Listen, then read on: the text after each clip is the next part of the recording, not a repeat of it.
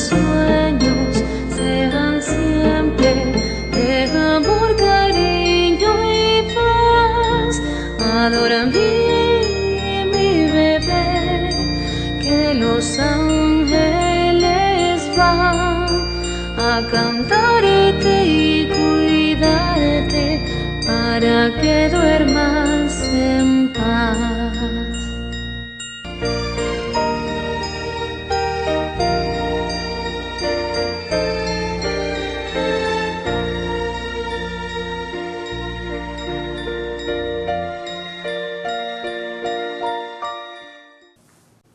Hola, bienvenidos de nuevo a Ser Mamás. Recuerden que este programa es hecho con todo el amor para ustedes, mujeres maravillosas.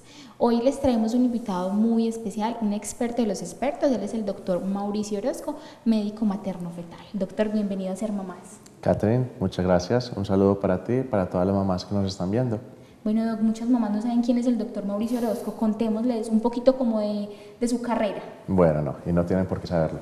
Bueno, yo soy Mauricio Orozco, yo soy ginecólogo y obstetra egresado del CES, de la Universidad de Medellín, del CES, y realicé una maestría en medicina materno-fetal en la Universidad Autónoma de Barcelona, en España, en conjunto con el Hospital Valdebrón. Hace 4 años terminé, hace 4 años estoy aquí en el Oriente trabajando y en Medellín, aportando, aprendiendo y ayudando muchísimo a nuestras mamás.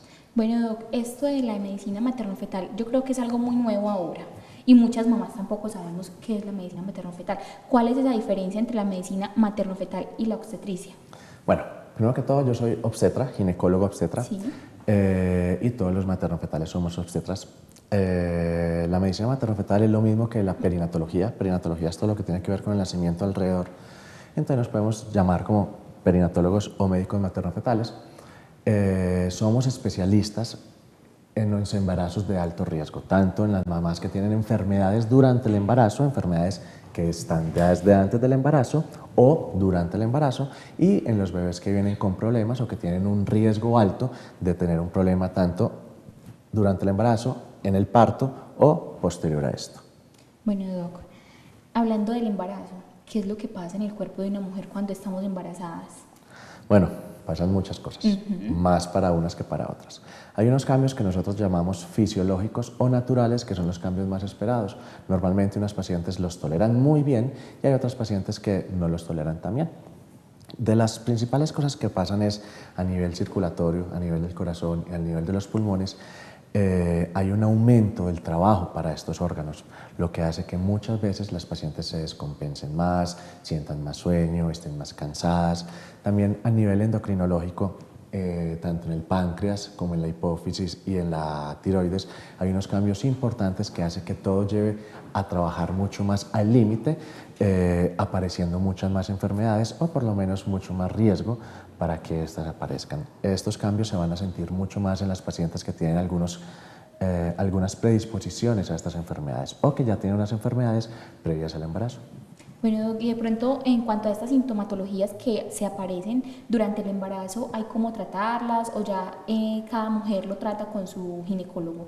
Bueno, es una pregunta muy importante porque hay enfermedades que existen factores de riesgo para estas enfermedades, pero la gran mayoría de las pacientes que tienen una enfermedad durante el embarazo, la gran mayoría de ellas no tienen un factor de riesgo. Tenemos cómo darnos cuenta muchas veces cuando una paciente tiene un factor de riesgo para que esta enfermedad pueda evolucionar y se pueda presentar, aunque a veces solamente nos damos cuenta cuando la enfermedad ya apareció, muchas veces muy tarde, pero la idea que lo que nosotros tenemos, no solamente en la medicina materno-fetal, sino en toda la medicina, es tratar de prevenir las enfermedades y darnos cuenta antes de que aparezcan, que es donde podemos impactar o hacer algo para la aparición de la enfermedad. Muchas veces estas enfermedades no podemos evitarlas, pero si las controlamos vamos a tener un mejor resultado tanto para la mamá como para el bebé. Bueno, Doc, en cuanto a enfermedades, a todas las mujeres embarazadas se nos despiertan ciertas sintomatologías, ciertas patologías. ¿Cuáles son las más comunes? Bueno, hay enfermedades, el embarazo lo separamos como enfermedades para las mamás y enfermedades para los bebés, ¿sí? Y muchas veces las enfermedades de la mamá repercuten en la salud de los bebés. Hay muchas enfermedades que son muy comunes durante el embarazo. Una de las más comunes es la preeclampsia, que es el aumento de la presión arterial durante el embarazo.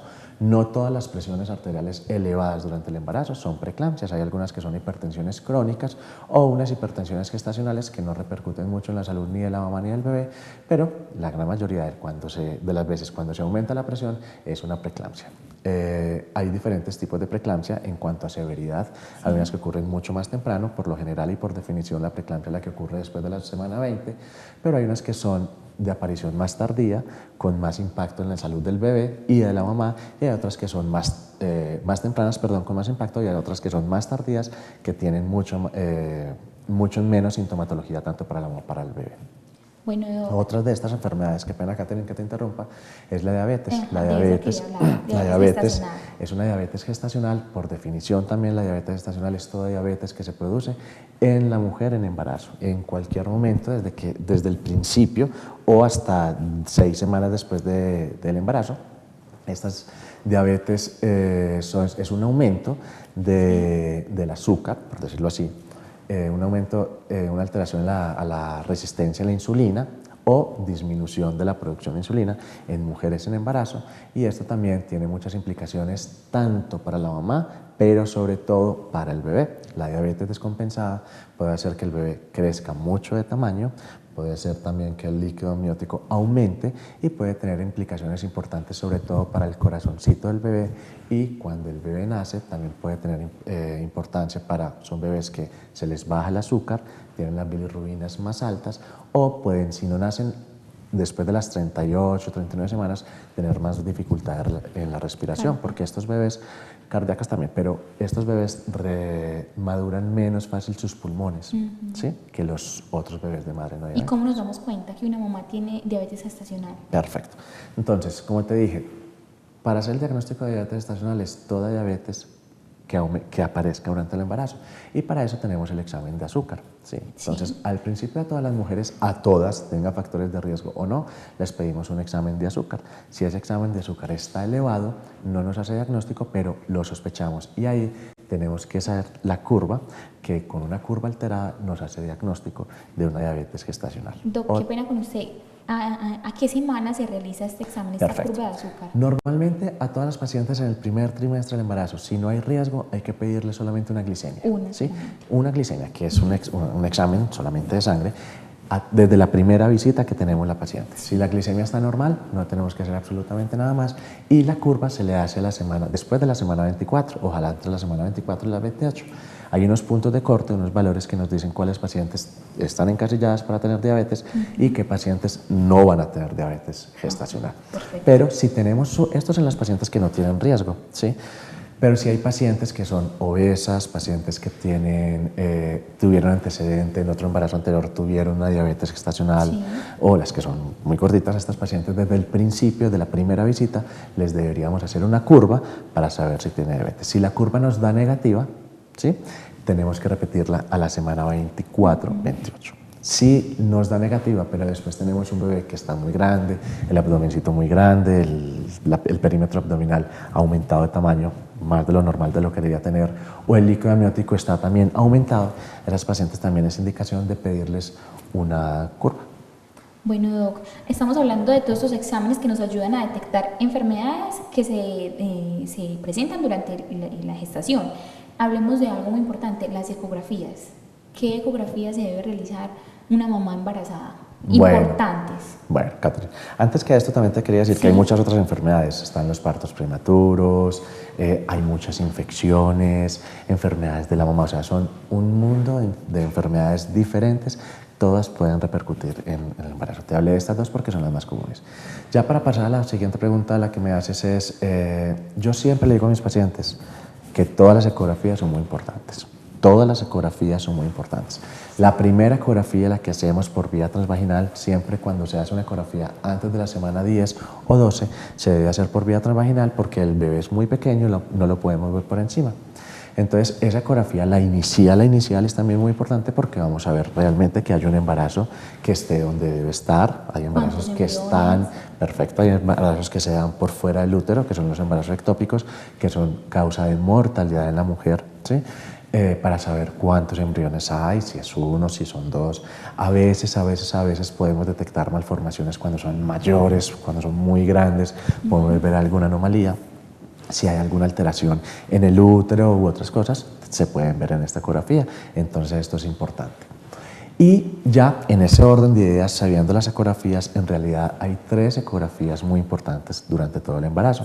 Y en casi todos los países, no solamente en Colombia, en todos los países con 3 ecografías que se realicen, si están bien realizadas y en el momento que se tienen que hacer por el personal pertinente o idóneo para realizar estas ecografías, se supone que no vamos a tener ninguna complicación. La primera ecografía se debe hacer entre la semana 12-14. Es una ecografía que se llama tamizaje genético o ecografía que también la conocen como translucencia nucal o tiene también otros nombres. Y es una ecografía muy importante. Se hace entre la semana 12-14 o entre la 11+6, 13+6, que es una ecografía que se debe combinar con otras cosas. Primero, con los antecedentes de la madre, con la edad que tiene la madre, con un examen de sangre que se debe hacer más o menos entre la semana 10 y 12, que es una papa y una beta HCG libre que se toma en la sangre de la mamá. Con esto y los datos de una ecografía se ponen en un software, ¿sí? El software nos va a decir el riesgo que tiene la mamá para tener un síndrome de Down, un síndrome de Patau y un síndrome de Edwards, que son por lejos los más comunes genéticos en los bebés. Y aparte, esto nos va a decir el riesgo, porque una ecografía, nunca podemos decir por una ecografía que un bebé tiene un síndrome de Down o no, ¿sí? Lo que pasa es que por la ecografía podemos tener una sospecha alta o una sospecha baja. Entonces, con esta ecografía nunca le vamos a decir a la mamá, mamá, tu bebé tiene un síndrome de Down o no lo tiene. Nunca, nadie lo puede decir. Pero sí podemos decir, este bebé tiene un riesgo alto para un síndrome de Down o tiene un riesgo bajo en cuanto a probabilidades para un síndrome de Down o para las otras alteraciones. Pero sí podemos decir si al bebé le falta un bracito, si el bebé no tiene los huesos del cráneo, si el bebé le falta una piernita y muchas otras enfermedades, esas sí las podemos diagnosticar. Y son muchas las enfermedades. La hernia diafragmática, que es cuando el diafragma no está íntegro, no está completo y se suben las estructuras del abdomen. Bueno, qué pena lo interrumpo. Esto es un tema muy extenso, esto de las ecografías. Vamos a nuestro primer corte a comerciales. Perfecto. Y seguimos entonces explicándoles a las mamás muy detalladamente qué otras cosas podemos verificar y diagnosticar mediante una ecografía. Ya regresamos.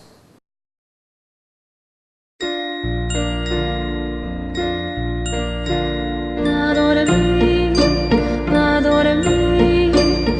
dormir mi bebito, que tus sueños sean siempre de amor, cariño y paz. Venga, compadre, ayúdeme aquí a subir esto para vaciar el agua de la fábrica. ¿Para qué? ¿Para seguir contaminando? Eso del río aguanta. Camina, le muestro. ¿Ha vuelto a ver peces? ¿Se ha podido bañar aquí?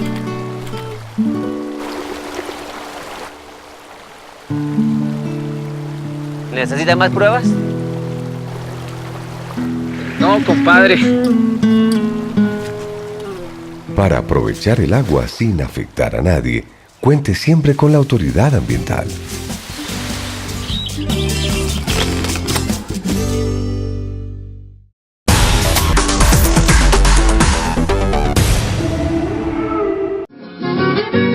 Historias, comidas típicas, paisajes y mucho más. Este y todos los martes a las 4 de la tarde. Mi gente.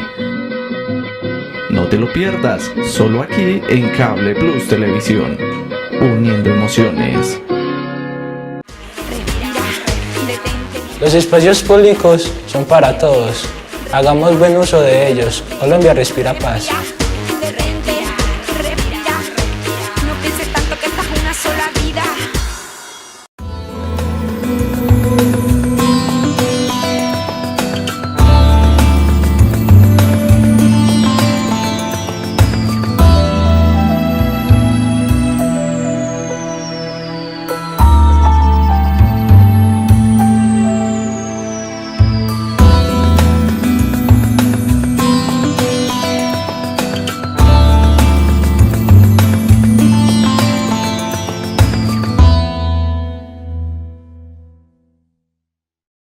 Aunque somos diferentes,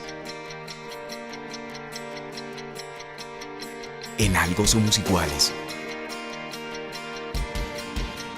Todos tenemos derechos. El agua es un derecho. Podemos exigirlo, debemos respetarlo. Defensoría del Pueblo, derechos humanos para vivir en paz. El día que decidí convertirme en policía, hice un compromiso de por vida. Me comprometí a ejercer una profesión que siempre nos exige demostrar de qué estamos hechos. A llegar a lugares en los que difícilmente creerías que pudiéramos estar. A estar siempre frente a ti, sin importar lo que haya detrás. No es un compromiso fácil, pero todos los días trabajo para que Colombia pueda vivir como quiere vivir. Policía Nacional, un compromiso de corazón.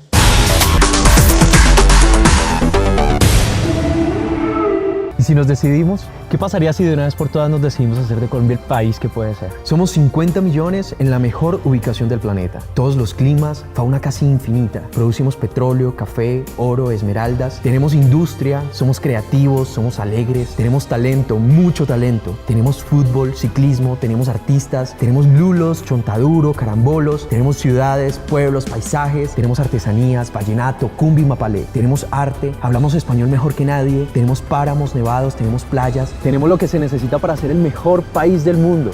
El siguiente paso es la paz. La paz es mejor que la guerra.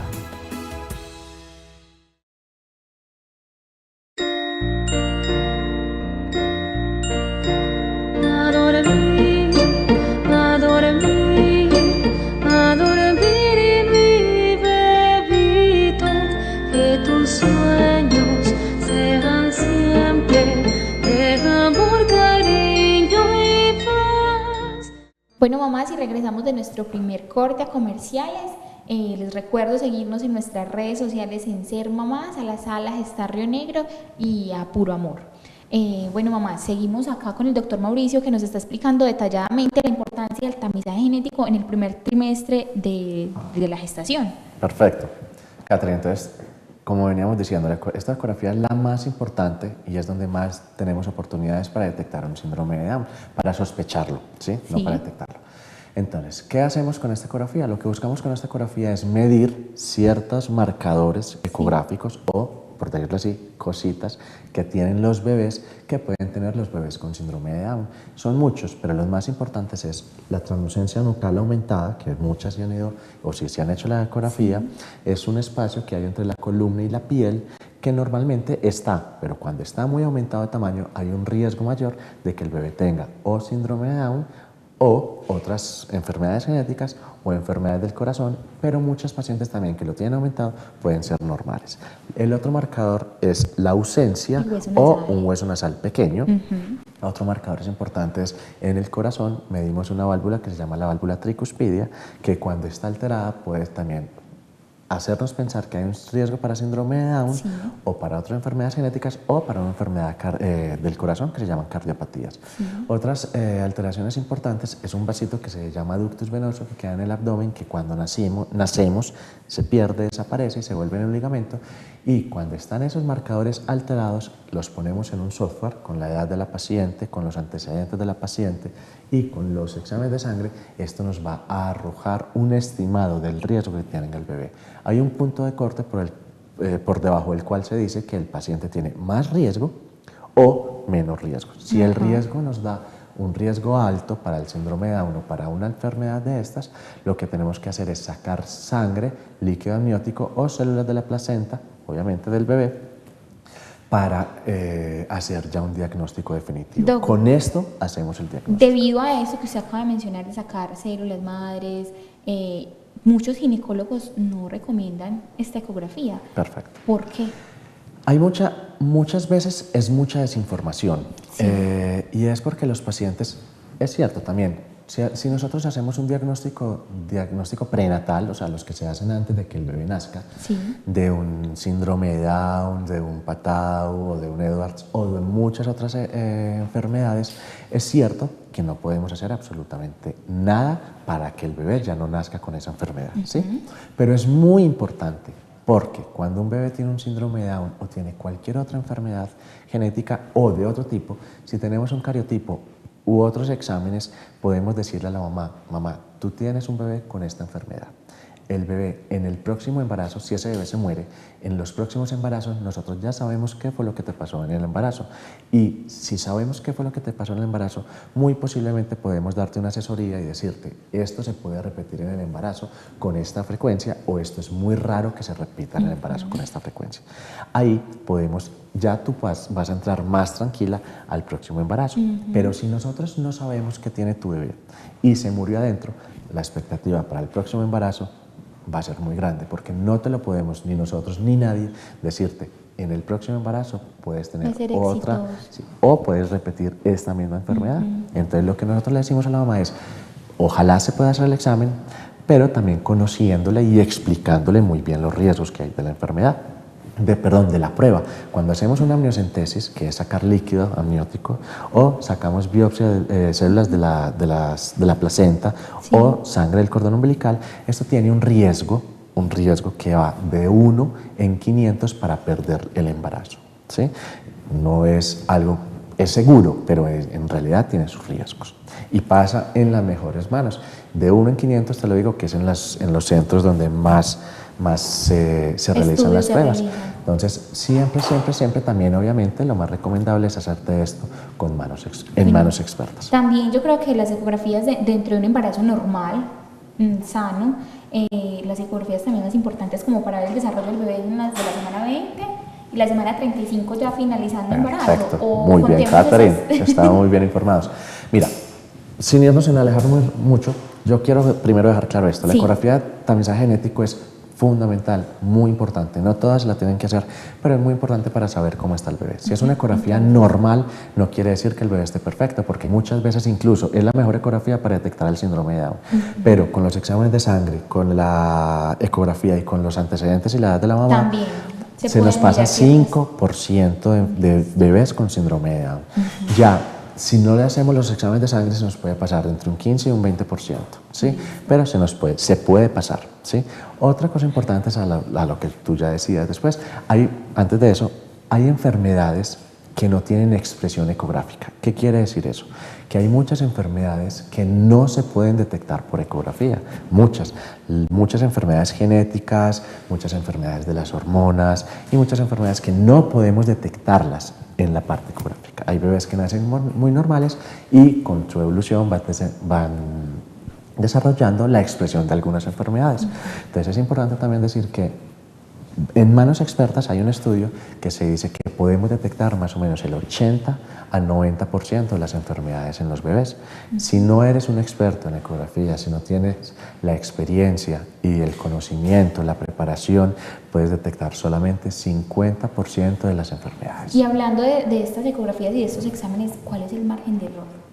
Depende, mira, eso depende mucho de la enfermedad, ¿sí? Cuando es el síndrome de Down, que es la enfermedad más común en los bebés, y las cardiopatías. Lo que pasa es que el síndrome de Down está muy ligado a las cardiopatías. ¿Sí? Entonces, si tú tienes un síndrome de Down, con la primera ecografía se te puede escapar el 5 al 10%, que es el tamizaje, que es la más importante. ¿Sí? Pero si tú tienes un síndrome de Down en una ecografía de tercer nivel, dependiendo de lo que tenga el bebé con el síndrome de Down, podemos detectarlo, ¿no? Entonces, los bebés que tienen síndrome de Down, yo te decía ahorita que en la ecografía del tamizaje genético uno de los principales marcadores es la translucencia nucal. La translucencia nucal desaparece después de las 14 semanas, ¿sí? Entonces los bebés la tienen aumentada, la gran mayoría la tienen aumentada hasta las 14 semanas, y si el bebé no tiene un problema en el corazón, no tiene un problema en el cerebro, no tiene absolutamente nada, los bebés van a ser... ¿Descartamos esos riesgos? No se descartan, pero incluso los bebés con síndrome de Down pueden tener todo completamente normal, que son los que se nos escapan, ¿sí? Entonces hay bebés que no tienen nada en el corazón, que no tienen nada en el sistema nervioso central, que su crecimiento es normal o un poquito chiquitos, pero que tienen síndrome de Down. Y como no podemos sacar líquido a todas las pacientes, porque eso tiene un riesgo, esos bebés se nos pasan. Y se pasan.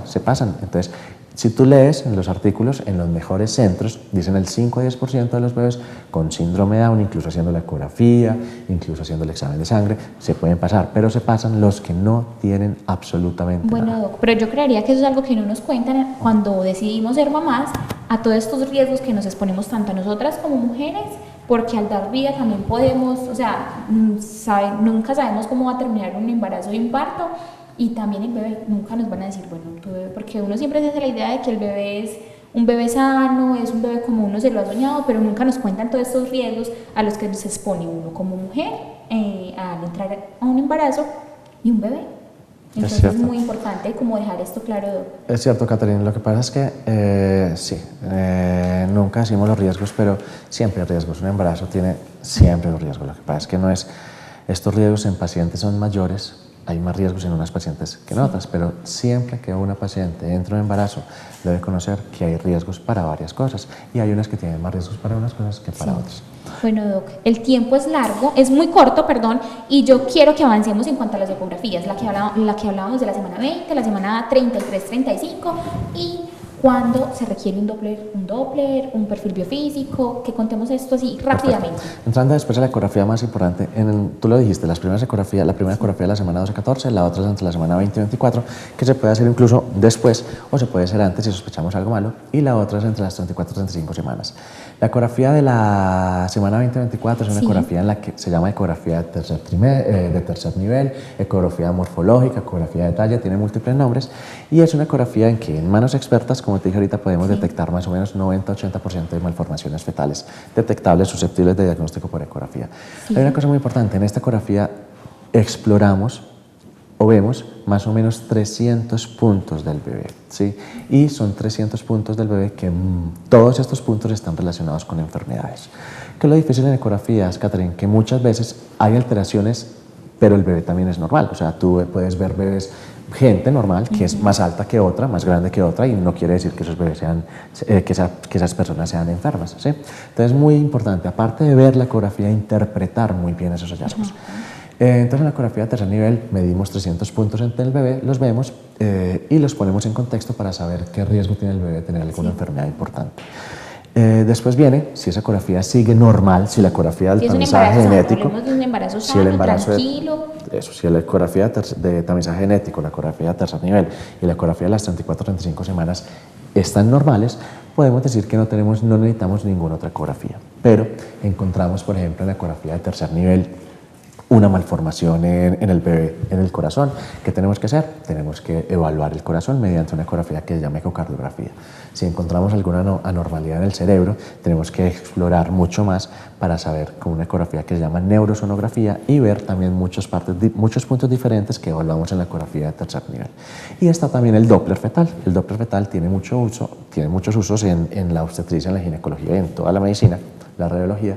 Y el Doppler fetal básicamente lo mandamos para unas enfermedades. Una de ellas es cuando los bebés están pequeños. Cuando los bebés no crecen a la medida que deben crecer, ¿sí? Cuando no tienen la talla, lo que deben tener o el peso, hay una enfermedad muy importante que se llama una insuficiencia placentaria o la restricción de crecimiento intrauterino o los fetos pequeños para la gestacional. En estos fetos, ¿qué pasa? No les llega la sangre suficiente a los bebés y esto puede hacer que como no les llegue sangre suficiente al bebé, el bebé primero no va a crecer bien y segundo, se puede morir porque no le está llegando el sustrato, el oxígeno y la comida necesaria que tiene y se va a morir de un infarto. Es por eso que a estos bebés que la sangre circule. ¿Cómo le está llegando? Si le está llegando, si tenemos un bebé que está pequeño, pero le está llegando sangre normal, nos podemos quedar tranquilos, hacer Doppler cada semana y si es una RCI, una restricción del crecimiento intrauterino, terminar el embarazo a las 37 semanas. Doc, ¿y un perfil biofísico? Un perfil biofísico, bueno, se manda sobre todo cuando el bebé está muy pequeño, cuando el líquido está pequeño, cuando hay disminución de movimientos en la mamá, cuando el bebé se mueve menos y la mamá los percibe menos. También si hay pérdida de líquido para confirmar si hay líquido normal o no. Cuando la paciente dice que me salió algo por vagina, tenemos que confirmar eso, ¿sí? Y eso nos sirve. Bueno, entonces el perfil biofísico se determina como la cantidad de líquido amniótico del bebé. Y los movimientos también nos sirve para saber cómo está el bienestar del bebé. Y ya para finalizar nuestro programa, que el tiempo es corto, Doc, la ecografía de la semana 35-33, ¿por qué? Listo, la ecografía de la 34, no vemos tantas cosas en los bebés. Entre más pequeño el bebé, o sea, entre más 20-24 semanas, podemos encontrar mucho más, podemos verlo mucho mejor. Sí. Cuando el bebé está más grande se calcifican los huesos y el espacio es muy reducido, por lo que hace que nos tapan las cositas para ver. Sí. La ecografía 34-35, básicamente lo importante es ver el crecimiento del bebé. ¿sí? Para Porque la al hora del final, parto. sí, para la hora del parto y para saber detectar un RCIU, un pequeño parada gestacional. Entonces ahí para saber más o menos cómo está el bebé creciendo y si tenemos que hacer algo en cuanto al crecimiento, mandar un Doppler, estar atentos, porque como dije, esos bebés se pueden morir. Pero otras cosas importantes que también hay unas enfermedades que no se expresan en la ecografía de la semana 20-24, pero sí se ven mucho después. Los tumores en los bebés, los testículos no han bajado del todo. Otra cosa importante es las obstrucciones intestinales, las arritmias cardíacas no se ven muy frecuentemente entre la semana 20-24 y en la última semana se pueden ver. Entonces todo esto se evalúa en la semana 33-35, que es la última. De 34-35 es lo ideal. Bueno, Doc, todo esto de estar embarazado tiene mucha tela para cortar y como ya lo he repetido, el tiempo es corto en televisión, entonces vamos a finalizar nuestro primer programa, pero como ya lo habíamos dicho, estamos con un doctor pues un experto, mejor dicho, un experto en medicina materno-fetal, entonces vamos a hacer la continuación de este programa, entonces invitemos a las mamás para que el próximo jueves vean la continuación de este programa. Nos despedimos y Doc, muchas gracias y nos veremos entonces dentro de 8 días. Catherine, muchas gracias a ti, a todos y nos vemos dentro de 8 días. Bueno, mamás, recuerden ser mamás en Facebook y nos vemos dentro de 8 días nuevamente con el doctor Mauricio Orozco, médico materno-fetal.